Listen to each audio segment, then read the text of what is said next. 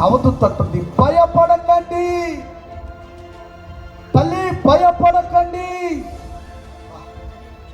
ఎవరన్నా చెప్తారండి, నువ్వు అప్పుల పాలైపోయి ఇల్లు వేలపాటల్లోకి వెళ్ళిపోయి ఇక నిన్ను కాటాలో పెట్టినా కూడా ఇక నువ్వే 1,00,000 కోటి రూపాయలు అప్పుంటే నీ బంధువులు ఎవరైనా వచ్చి నిన్ను ఆదరిస్తారా?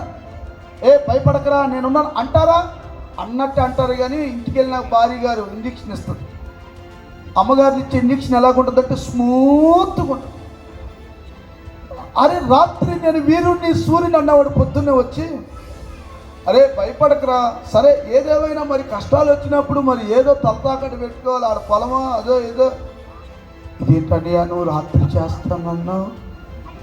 వెంటనే ఇంకొక ఇంజక్షన్ ఉంటుందిగా ఈ అయ్యగారికి, చూసేవా రాత్రి ఏదో ఎక్కిచ్చేసి. భయపడద్దు, మరణమే శరణం అనుకుంటున్నా, ఎటువంటి భయాందోళనమైన పరిస్థితుల్లో మీరున్నా ఖచ్చితంగా భయాన్ని నుండి విడిపిస్తాడు.